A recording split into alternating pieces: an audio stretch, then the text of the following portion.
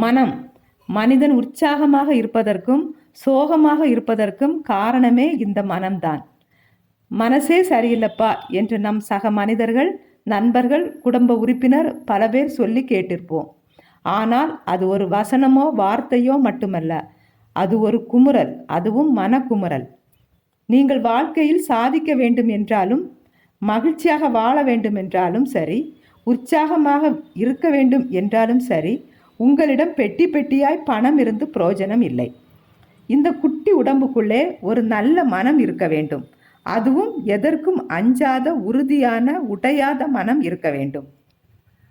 இந்த வீடியோ உடைந்து போன உங்கள் மனதிற்கு நம்பிக்கை தந்து ஒரு புதுவித இரத்தத்தை உடம்புக்குள் பாய்ச்சி உங்களை உற்சாகமாக வைக்க உதவும். Welcome to our rocking lifestyle. உடைந்து போன உங்கள் மனதிற்கு இந்த 3 விஷயங்கள் தான் காரணமாக இருக்கும் என்று நீங்கள் கொஞ்சம் எண்ணி பாருங்கள். 1. கடந்து போன ஒன்றை நினைத்து இடிந்து போவது. 2வது, அடுத்தவருடன் ஒப்பிட்டு பார்த்து துவண்டு போவது. 3வது, அனைவரையும் திருப்திப்படுத்த நினைத்து நம் நிம்மதியை இழப்பது. இந்த 3 விஷயம்தான் பெரும்பாலும் நம் மனதை ஆட்டி படைக்கும் பெரிய விஷயங்களாக இருக்கும். இதிலிருந்து விலகி நாம் உறுதியாக இருந்து விட்டாலே போதும், நம்மை ஒருவராலும் அசைத்து கூட பார்க்க முடியாது. முதலில் அலைபாய்ந்து கொண்டிருக்கும் உங்கள் மனதை கொஞ்சம் அமைதியாக வைத்திருக்க முயலுங்கள். காற்றுக்கு இலைகள் அசைகின்றன, மலர்கள் அசைகின்றன, கொடிகள் அசைகின்றன, மரங்கள் கூட அசைகின்றன. ஆனால் மலைகள் அசைவதில்லை. அசைவது என்பது நமது பலவீனத்தை காட்டி கொடுக்கும். ஆனால் அசையாமல் இருப்பது என்பது நம்மை உறுதியோடு காக்கும் கருவி. முதலில் அதிகம் பேசாமல் இருந்தாலே நம் மனம் நம்முடைய கட்டுப்பாட்டில் இருக்கும். பேசும் திறமையை விட பேசாமல் இருக்கும் திறமைதான் ஒரு மிகப்பெரிய திறமை. எவ்வளவு பெரிய கெட்டிக்காரனாக இருந்தாலும், சொற்பொழிவாளராகவே இருந்தாலும், சலசலவென்று மலமளவென்று பேசுபவன் தன் பலவீனத்தை காட்டி கொடுக்கிறான். ஆனால் முட்டாளாக இருந்தாலும், மௌனமாக இருந்தால் வெளியில் பலசாலியாகவே தெரிவான். அதனால்தான் ஞானிகள், பெரிய மேதைகள் கூட குறிப்பிட்ட சில காலங்களில் மௌனமாக இருக்கிறார்கள். மௌனம் என்பது மிகப்பெரிய கலை. உண்மையை சொல்ல போனால், பிரெஞ்சு மொழியில் ஒரு வார்த்தைக்கு ஒரு அர்த்தம் உண்டு. ஆங்கில மொழியில் ஒரு வார்த்தைக்கு 2 அர்த்தங்கள் உண்டு. நம் தாய்மொழியில் ஒரு வார்த்தைக்கு 4-5 அர்த்தங்கள் உண்டு. ஆனால் மௌனத்தில் எல்லையற்ற அர்த்தங்கள் உண்டு. அதை நாம் புரிந்து கொள்ள வேண்டும். ஏராளமான வரிகளை கொண்ட இலக்கியங்களை விட 7 வார்த்தையில் அடங்கிவிட்ட திருக்குறள் உலகத்தையே கவர்ந்த ஒன்று. காலங்காலமாக பல வருடம் கழித்தும் கூட நமக்கு துணைக்கு வரும் ஒன்று. இன்று வரை நிலையான தத்துவத்தை அது சொல்கிறது. ஆரோக்கியத்திற்கும் மௌனம் மிக அவசியம். அதேபோல் மனதிற்கும் மௌனம் மிக மிக அவசியம். அடுத்தவரோடு ஒப்பிட்டு பார்ப்பதை முதலில் ஓரம் கட்டுங்கள். இரும்பு அழிய வேண்டும் என்றால் துருபிடித்து அதுவாக அழிந்தால்தான் உண்டு. அதே சிந்தனை கொஞ்சம் கொஞ்சமாக சிதைத்து நாமாக அழிந்தால்தான் உண்டு. நாம் உறுதியாக இருந்து விட்டால் எப்படிப்பட்டவனாலும் எதனாலும் நம்மை அவ்வளவு சீக்கிரம் அழித்து விட முடியாது. எவ்வளவு பெரிய சோதனை வந்தாலும் நம்மை வீழ்த்தி விட முடியாது. நாம் தோற்பது போல் தோன்றும், முடங்கி இருப்பது போல் தோன்றும். இது எல்லாம் தற்காலிகமானதுதான். வெற்றி வெற்றி என்று பேசிக்கொண்டு இருக்கலாம்.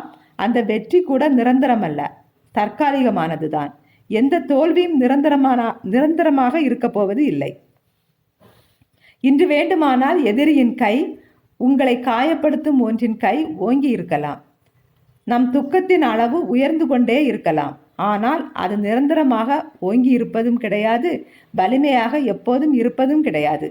எப்பேற்பட்ட வெள்ளம் வந்தாலும், ஏன் சுனாமியே வந்தாலும் அது கரைந்து போவது உண்டு, காணாமல் போவது உண்டு. ஆனால் அவை ஏற்படுத்தி சென்ற சுவடுகளை நாம் மறக்கக்கூடாது. அடுத்த முறை ஒரு பெரிய வெள்ளம் வந்தால், சுனாமி வந்தால் நான் எப்படி இருக்க வேண்டும், என்ன செய்ய வேண்டும் என்பதை எப்படி யோசிக்கிறோமோ, அதுபோல் உங்கள் வாழ்க்கையில் மிகப்பெரிய துன்பம் வந்துவிட்டு சென்ற பிறகு அதில் நீங்கள் என்ன கற்றுக்கொண்டீர்கள், மீண்டும் அதுபோல் ஒரு துன்பம் வந்தால் நீங்கள் என்ன செய்ய போகிறீர்கள் என்பதை நீங்கள் புரிந்து கொள்ள வேண்டும். அதற்கு உங்கள் மனம் ஒத்துழைக்க வேண்டும். அதுக்கு நீங்கள் செய்ய வேண்டியதெல்லாம் நீங்கள் அமைதியாக இருக்க வேண்டும். இங்கு யாருக்குத்தான் பிரச்சனை இல்லை? எறும்பில் இருந்து யானை வரைக்கும் அத்தனை உயிர்களுக்கும் பிரச்சனை இருக்கிறது. ஆனால் மனிதர்களாகிய நாம் தான் எல்லாவற்றையும் மண்டையில் ஏற்றி எப்படி சமாளிப்பது, நாளையை எப்படி கழிப்பது, அடுத்த மாதம் என்ன செய்வது, அடுத்த ஆண்டு என்ன செய்வது என்று 1008 கேள்விகளோடு 1008 குழப்பங்களோடு நம்மை நாமே, முக்கியமாக நம்முடைய மனதை சின்ன பின்னமாக சிதைத்து கொண்டு இருக்கிறோம். எல்லாவற்றையும் சற்று ஓரமாக ஒதுக்கி வைத்துவிட்டு இன்றைய கணத்தில் எப்படி வாழ்வது, எப்படி சமாளிப்பது, எப்படி நிதானமாக யோசிப்பது, எப்படி அமைதியாக கடந்து செல்வது என்பதை மட்டும் மனதில் நிறுத்தி கொள்ளுங்கள். ஒரு சில மனிதர்கள் சொல்கிறார்கள், ஒரு மிகப்பெரிய தோல்வி, மிகப்பெரிய வேதனை, மிகப்பெரிய பலி வந்துவிட்டால் என் மனம் தற்கொலை நாடி செல்கிறது என்று சொல்கிறார்கள். இந்த எண்ணம் கொண்ட கோழைகள் ஒரு நிமிடம் யோசிக்க வேண்டும். செத்து போகுதல் என்பது ஒரு பெரிய காரியமில்லை. வெறும் 2 நிமிடத்தில் முடிந்துவிடக்கூடிய வேலைதான். அதோடு எல்லாம் முடிந்துவிடும். ஆனால் கொஞ்சம் சிந்தித்து பாருங்கள். இனி எந்த காலத்திலும் இந்த பூமியில் வாழும் வாய்ப்பே நமக்கு கிடைக்கப் போவதும் இல்லை. அவ்வளவு சீக்கிரமாக முடித்து கொள்ளத்தான் குழந்தை பருவத்தில் இருந்து பல இன்னல்களை கடந்து, பலவற்றை கடந்து, பல மனிதர்களை பார்த்து இவ்வளவு சிரமப்பட்டு கடந்து வந்த இந்த பாதையை 2 நிமிடத்தில் முடித்துக் கொள்வது என்பது ஒரு முட்டாள்தனம். இவ்வாறு யோசித்து பாருங்கள். நீங்கள் சென்ற பிறகு உங்களது அத்தனை சுமைகளையும் துன்பங்களையும் நீங்கள் அப்படியே தூக்கி உங்களை சார்ந்தவர்களிடம், அதாவது உங்கள் அம்மாவோ அப்பாவோ மனைவியோ இல்லை உங்கள் குழந்தைகளிடமோ கொடுத்துவிட்டு போவதற்காகத்தான் நாம் பூமியில் பிறந்தோமா என்று, இந்த பிறப்பின் அர்த்தம் அதுவா என்று உங்களை நீங்களே கேள்வி கேட்கும் பொழுது இந்த எண்ணம், அதாவது தற்கொலை எண்ணம் உங்கள் மனதின் ஓரத்தில் இருந்தால் கூட அது இப்போதே இறந்துவிடும். ஒரு எறும்பை பிடித்து தண்ணீர் போட்டால் கூட அது போராடி பார்த்துவிட்டுத்தான் சாகும். ஒரு மீனை தூக்கி தரையில் வீசினால் அதுவும் கடைசி மூச்சு வரை காத்திருந்துதான் உயிரை விடும். அப்படி அவைகளே இருக்கும்போது மனிதர்கள் நமக்கென்ன, சாகத்தான் போகிறோம் என்று தெரிந்தும் கடைசி மூச்சு வரை ஒரு சில உயிரினங்கள் முயற்சி செய்யும் போது மனிதர்களாகிய நமக்கு என்ன வந்தது? ஒன்றை புரிந்து கொள்ளுங்கள். நம்மிடம் மூச்சு இருக்கிறதா, தெளிவான சிந்தனை இருக்கிறதா, அது போதும். இந்த உலகத்தில் என்ன பிரச்சனை வந்தாலும் எல்லாவற்றையும் சமாளித்து விடலாம். யார் எதிர்த்தாலும், ஏன் அந்த யமனே எதிர்த்தாலும் மோதி பார்த்து விடலாம். இறுதியாக ஒன்று என்ன தெரியுமா? நமக்காக நாம் வாழ்ந்து நமக்காக நாம் கஷ்டப்படுவதை கூட நம் மனம் ஏற்றுக்கொள்ளும். ஆனால் அடுத்தவரை திருப்திப்படுத்துவதற்காக என்ன நினைப்பார்களோ என எண்ணிக்கொண்டு உங்கள் மனதை நீங்களே காயப்படுத்தி கொண்டிருக்கிறீர்கள்.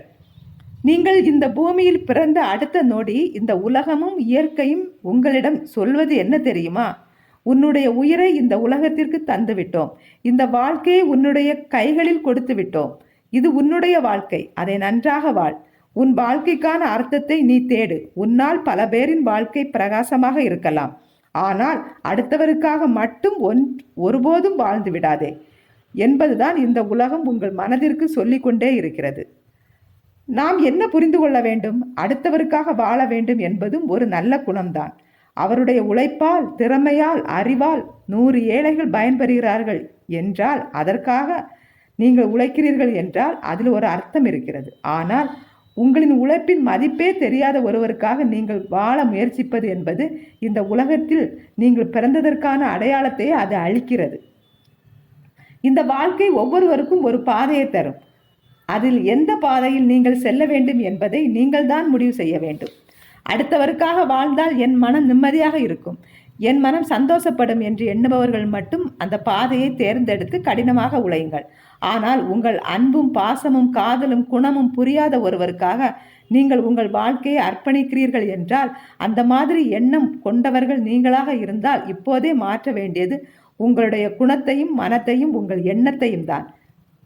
ஆக இவ்வாறு உடைந்து போன உங்கள் மனதிற்கான காரணங்கள் இந்த 3ஆகத்தான் இருக்கும். இந்த 3ஐயுமே நீங்கள் வேரோடு களை எடுத்து விட்டால் உங்கள் மனதிற்கு இந்த உலகம், இந்த வாழ்க்கை மீண்டும் ஒரு நம்பிக்கையை தரும். இனிமேல் சோகப்பாட்டு வைக்கிறேன், சோகப்பாட்டு கேட்கிறேன் என்று சொல்லாமல், சோகமாக ஸ்டேட்டஸ் போடாமல் இந்த உலகம், இந்த இயற்கை உங்களுக்கு தந்த இந்த நிமிடத்தில் இருந்து வாழத் தொடங்குங்கள். இந்த வீடியோவை இதுவரைக்கும் பார்த்த உங்களுக்குள்ளே தன்னம்பிக்கையும் தைரியம் வந்திருப்பதை நீங்கள் உணர்ந்தால் வீடியோவுக்கு மறக்காம ஒரு லைக் கொடுத்துருங்க. மன தைரியத்தோடும் வாழ்க்கையை வெற்றிகரமாக நீங்கள் வாழ என்னுடைய வாழ்த்துக்கள். வீடியோ பிடிச்சிருந்தா மறக்காம சேனலை சப்ஸ்கிரைப் பண்ணி உங்கள் சப்போர்ட் தாங்க. இதுபோல் நிறைய மோட்டிவேஷனல் வீடியோ